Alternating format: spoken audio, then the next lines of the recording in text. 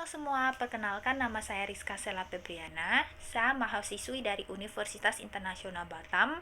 Sekarang saya mengambil jurusan akuntansi dan sekarang saya ada pelajaran bahasa Indonesia. Saya hari ini akan mengajarkan tips kepada kita semua agar terhindar dari COVID-19. Yang pertama yaitu saya akan mengajarkan kepada kita semua petunjuk aman untuk masuk ke dalam rumah.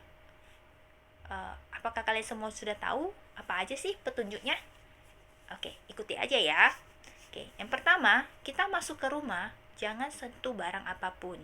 Jadi, misalnya kalau kita nih misalnya pulang dari tempat kerja, atau mungkin dari tempat les, atau mungkin dari mall, atau kita pulang dari pasar, kita yang pertama masuk ke rumah itu jangan sentuh apapun.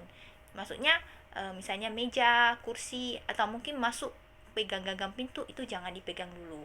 Yang kedua, yaitu buka sepatu sebelum masuk ke rumah.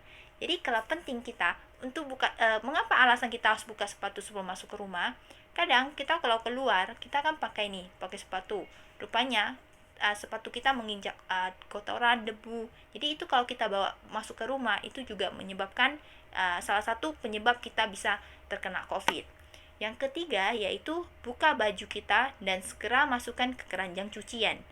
Jadi kalau kita kan kadang bawa keluar nih pakai baju yang ini, terus kita keluar ketemu orang-orang, terus nggak sadar baju kita itu udah kena debu atau mungkin dipegang sama orang, itu bisa jadi penyebab utama kita terserang COVID.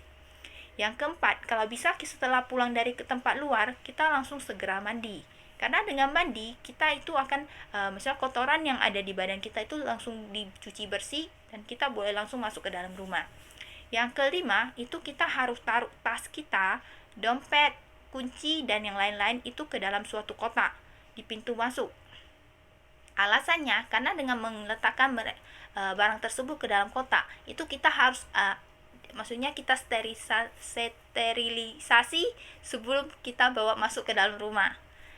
Jika kalaupun misalnya kita tidak mandi, itu pastikan cuci semua area kulit yang terkena paparan debu. Dan yang ketujuh, itu bersihkan permukaan benda yang kita bawa dari luar dengan disinfektan. Karena dengan disinfektan itu salah satu kita menghindari cara COVID. Yang tips ke-9 yaitu kita harus membersihkan handphone ataupun kacamata dengan alkohol atau disinfektan.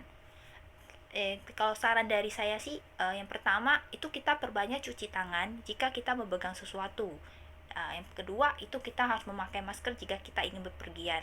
Dan kalau bisa perbanyaknya doa dan jangan keluar jika kita tidak ada keperluan mendesak.